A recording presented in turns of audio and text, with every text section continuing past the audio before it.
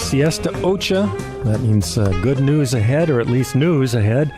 Welcome to KRUU's City Business with Michael Halley giving us a wrap-up of what went down last night. Also, Jason Strong in the house. And we have a beautiful day so far. I think we're going back to some heat soon, but I mean, you got to take the good when you can. That's what I always say. Michael Halley, how you doing? Good to see you. Informal review of our June 26, 2017 regular city council meeting. Excellent. Presented by myself, as impartial as possible. All right. Mayor Molloy was out, so Mayor Pro Tem John Revelinsky sat in. Okay. Chaired the meeting. No public appearances this week either. Huh. So come on, people. Step it up. They'll be back. There's always something going on. All right. Little kind of benchmark for the city is that the city has an agreement with the Convention and Visitors Bureau that up to $175,000 of hotel motel tax in a given year goes towards their budget, and anything over that, 20% stays with the city. So it went over for the first time. It got up in the 190s. So the 20% of whatever that overage was about 3,000 something. Mm-hmm. So we decided to put about half of it in the fireworks fund for 4th of July fireworks, and the other in our obligated reserve, which can be used for specific purposes. So not a lot of money, but it does make the fireworks show a little bigger. Mm-hmm. And also just the first time that fund has gotten past that amount. So Great. If people remember, it was an issue that was voted on back in early 2000s. I'm not sure, 2000, 2001, 2002, somewhere in the early 2000s, whether or not the city of Fairfield should charge an additional, I'm going to get it wrong, I believe it's 12% on top of whatever the hotel motel charges, and that would go into a fund that would then go towards marketing the city as a destination. So it's supposed to be very cyclical. The people who come pay the tax, and then the tax is used to invite more people to come and stay. So that's how the Visitors Bureau is funded, if anyone was curious. The Visitors Bureau has had a policy in place, maybe not from the very beginning, but for most of its existence, where it gives about 10% of its budget, or maybe less now, but between $10,000 and $15,000 as grants to community events and the organizations that put on those events. So Art Walk has gotten quite a bit. Now it's called First Fridays. Mm-hmm. Fairfest has gotten some. A little bit. Various, just a little bit here, a little bit there. Various musical and artistic events. Mm-hmm. Yep. And the idea is, if it's something that could bring visitors to town, then the Visitors Bureau will pitch in. And by the way, each year organizations and events are able to make their pitch for that, and that's very well publicized if you're in that category. Yeah, usually the beginning of the year, mm-hmm. I think, is when they offer that. So it's a nice way to spread the wealth a little bit outside of just the organization. But I gotta say, hats off to the Visitors Bureau. In the last few years, they've really done a lot of good work. Brought an assessment team to town in 2015, and that was to give an overview of what is the visitors' experience for people who aren't already familiar with our community. And they had some really great points of some things that we could do to make the visitors' experience better. And then in 2016, it was the rebranding effort, and including the logo, but also the byline, Tune Into Our Vibe, which the Visitors Bureau uses, and then Connect, Create, Celebrate, which the city uses. And this year, it was wayfinding, and I'm going to jump ahead because I'm now jumping ahead. But one of our considerations was a special council meeting, and that's the next item on here. It's going to be Thursday, June 29th at 5 p.m. at City Hall, and it's a public meeting. And so it's specifically to hear the results of the wayfinding group. It's a group of architects. They're all volunteers, mostly from the Des Moines area. And they came and they visited and they looked at Fairfield. And we thought, some of us, that wayfinding meant put a sign here, put a sign there, but they took a much broader view and have some really interesting recommendations. So that meeting will come up. And that's for the public too, That's right? for the public as well. So Fun. if anyone's interested in it, Thursday, June 29th, 5 p.m. Oh, 5 p.m. Okay. Yep, at City Hall. So knock that off. That was actually the next on the list. So Okay. it was a good segue. All right. The next item was a project I've been working on, a new northern entryway sign. So gentleman, David Fulcher, was a Boy Scout, Eagle Scout. I'm not sure what they call it when they get to the Eagle Scout. Mm-hmm. Yeah. So as his final project, he fundraised for a beautiful stone inlaid by Creative Edge, "Welcome to Fairfield" sign that if you're driving in from Highway 1, it's there, and it's a beautiful sign. Great. It's a little far from the road, and the color scheme tends to blend in with the background a bit, and it was put there before the pedestrian bridge went over Highway 1. Mr. Matkin, what was his first name? Charles? Charles Matkin? No, that was his father. No, Bill Matkin Memorial Bridge. I think Yes, that's sorry. Yep, that Memorial Bridge for the trail. So once that was in place, it makes sense to put a sign closer to that to really make that the entry.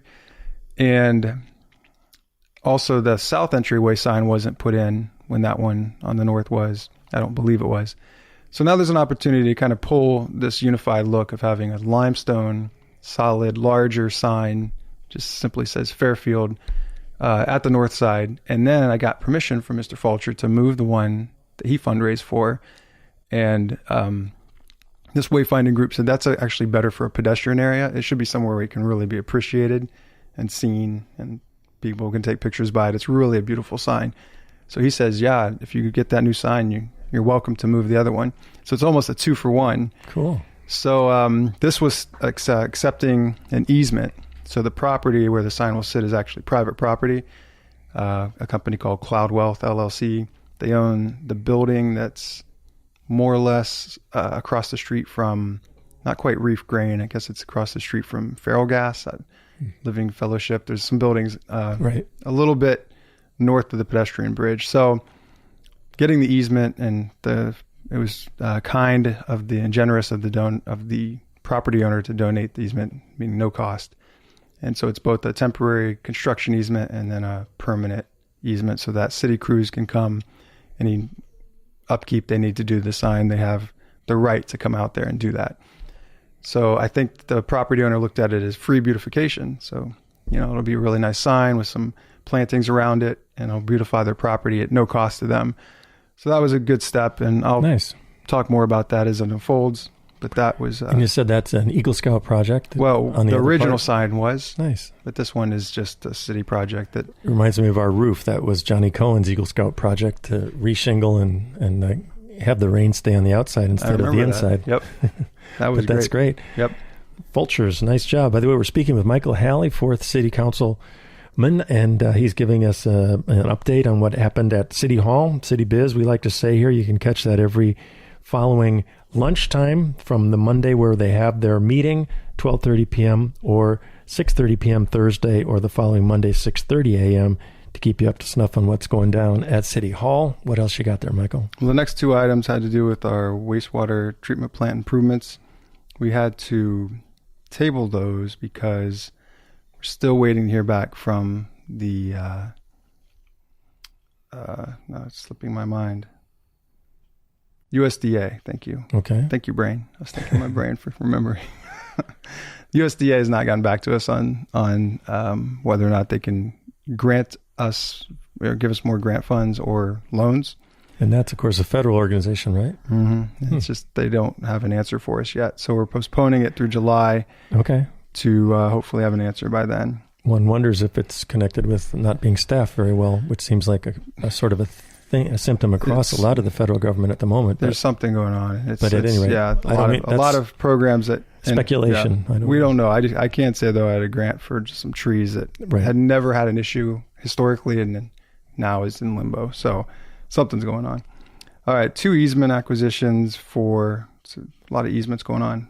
This is for the sewer extension, wastewater extension on Libertyville Road. Okay. So there's 2 more properties that we've made an agreement So typically the city would either compensate monetarily for digging up someone's yard and trying to replace some of the plantings they had, and or do work to their sewer line that's worth a certain price. So I see. Some of the properties decided, let's just get an opportunity. Let's get hooked up to the city sewer so they don't have to handle septic systems any longer.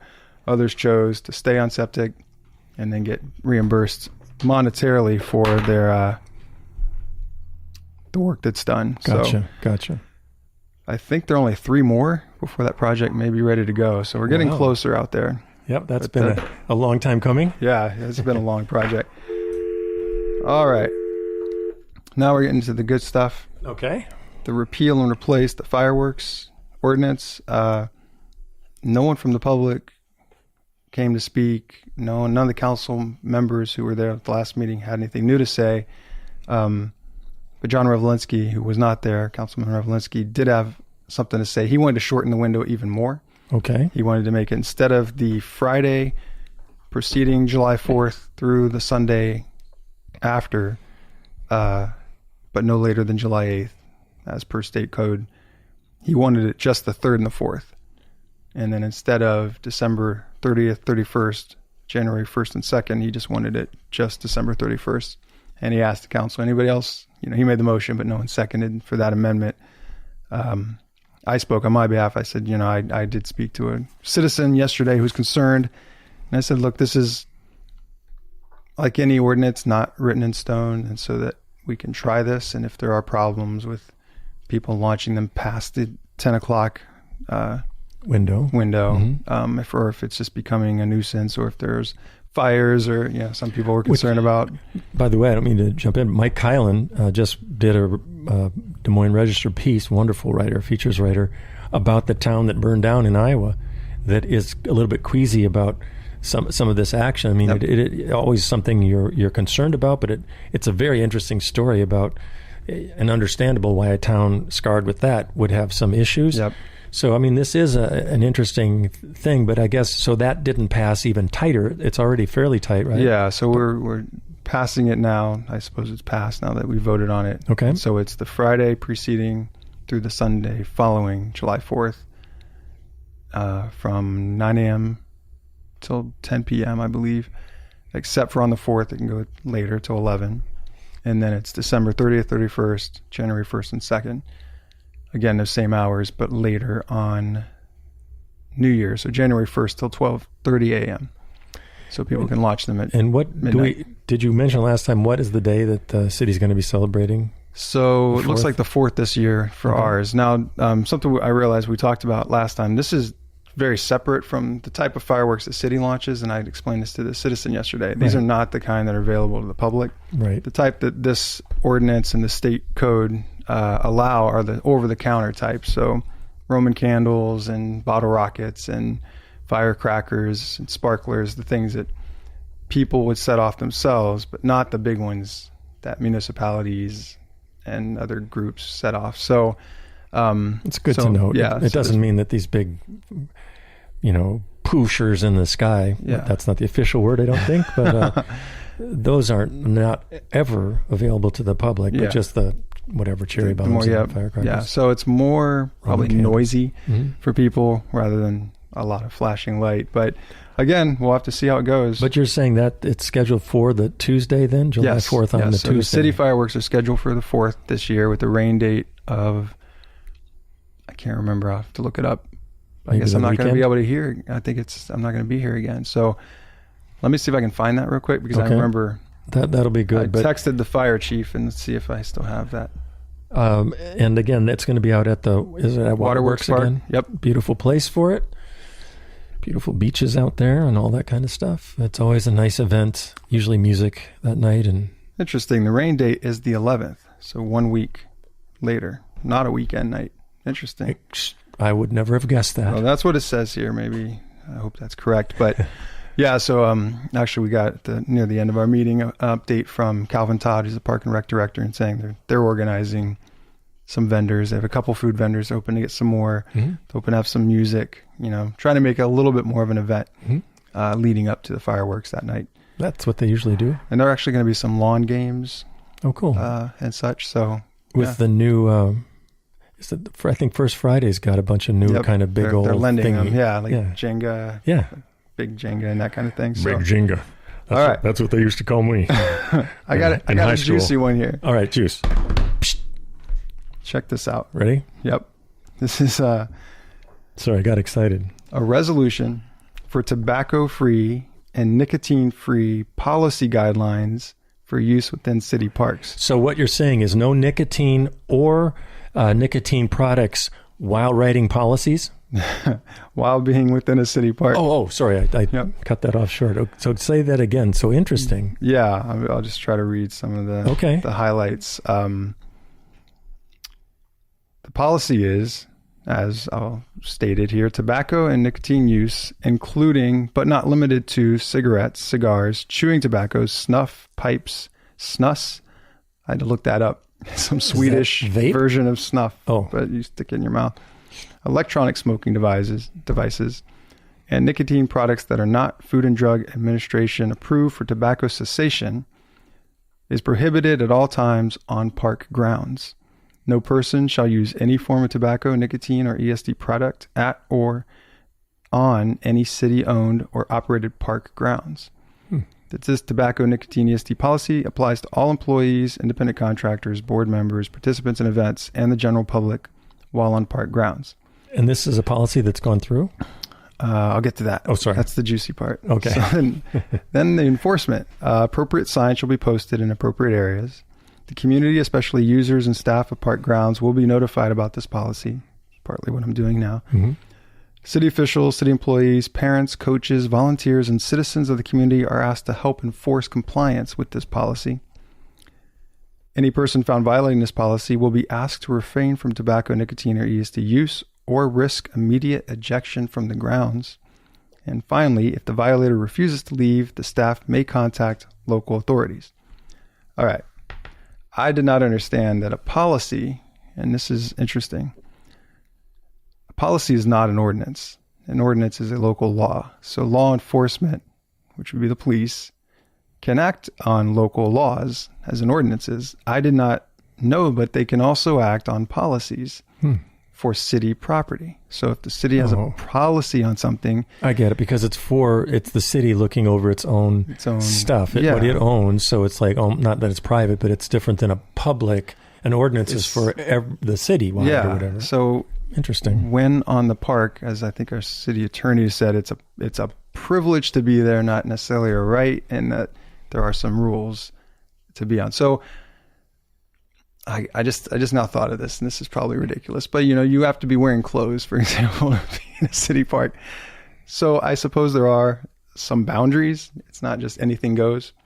Like for example, we have to repeal for a day our law of no camping in city parks when we allow camping for RAGBRAI or other groups who want to do that. So according to our police chief was also out. So Rusty, I forget his rank, but he was sitting in, and he said that enforcement would be of captain, maybe. I can't remember. He might have been promoted, so I might be. That if somebody isn't complying, that they can be removed, and it would be considered obstructing official acts.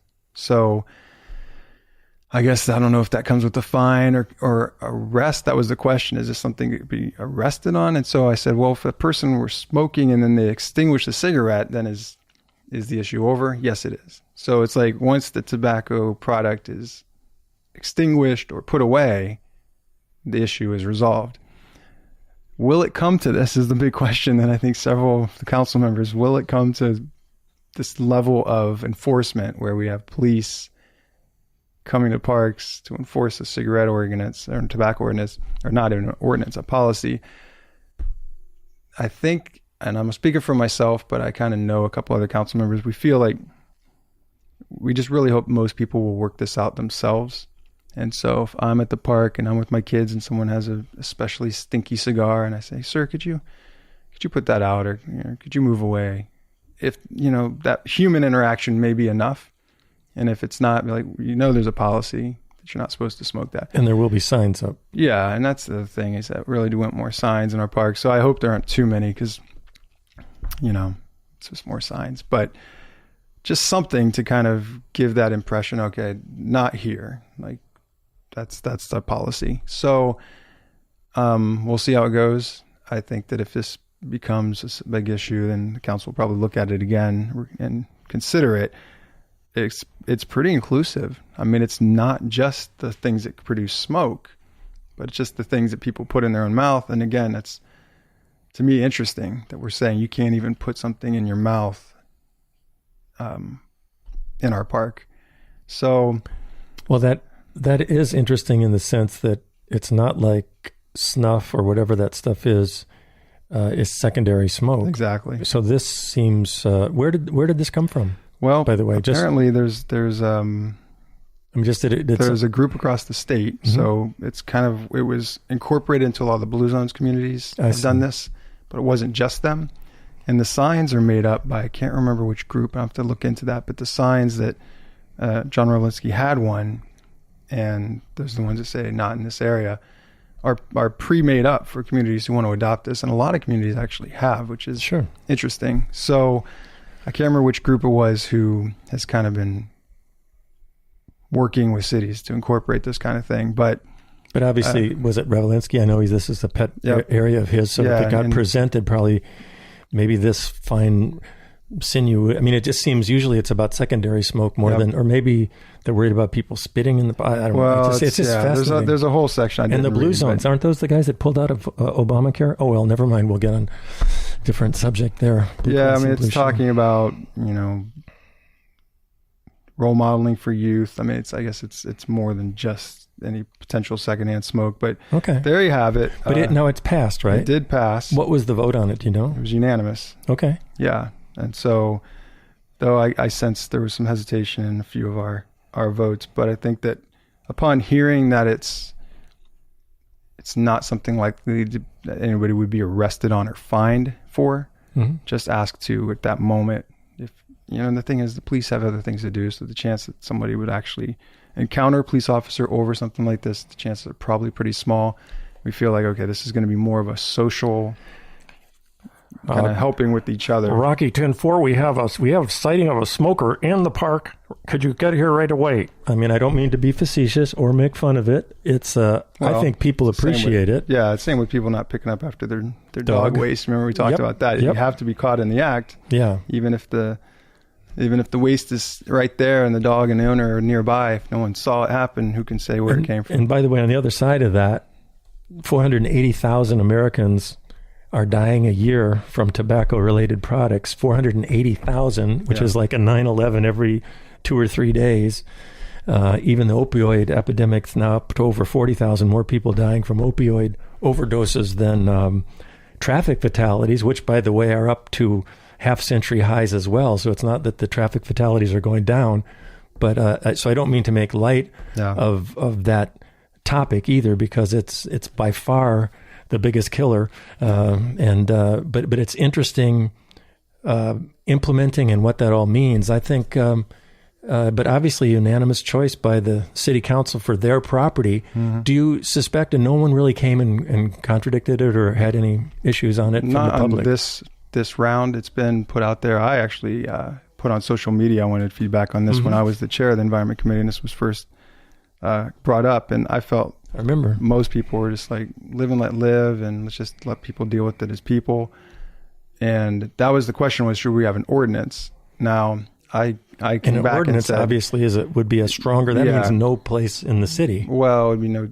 I guess depending what the ordinance said, but it could say the exact same thing, but it would just be more. I mean, if you walk past the post office and you're smoking, is that an issue? I don't know. City pot sidewalk. I don't know. Anyway, the point is that I felt like it was coming from outside the community. That was the Blue Zones at the time asking us to do it, but not within the community. And I felt very not inclined to move forward on it. But John's now the chair of that committee, and something he felt strongly about. Ken Daly was the one who came and spoke about it. He's also worked on tobacco cessation for many years. And I appreciate what they're trying to do. And we'll see if it does what it's supposed to do.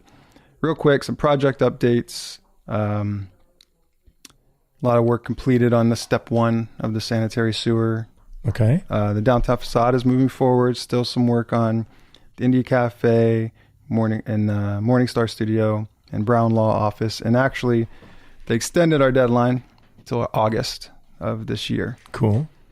Walton Lake Spillway, that'll start later in the year. In July, they'll start draining some of the water. And then some future projects, putting in some sanitary sewer over on Lincoln Court. So there's a little bit of, if you've seen some of the housing development going on over there across from the hospital. Some sewer and street reconstruction on Adams. Some downtown alley reconstruction. That's going to be the alley by India Cafe. And the city crew is going to try to do that for the first time. Okay. In-house. They have, some new equipment and they're going to give it a go. Interesting. Yep. And some patching all over the place. All sorts of overlay patching of the city streets. Our city engineer, Melanie Carlson, said it's too many locations to name. So we're not doing any major reconstruction of the streets, but a lot of patching this year. Cool. So trying to keep those streets nice and smooth for everybody. That's it. Well, thank you. Thank you, Jason Strong, for being in the house. Michael Halley for keeping us up to snuff what's happening at City Hall. This is Jimmy Moore, James Moore, with KRUU-FM.com, 100.1 on your FM dial, where every day is Community Radio Day. Stay tuned for more great programming coming up. Thank you so much, Michael. You're welcome.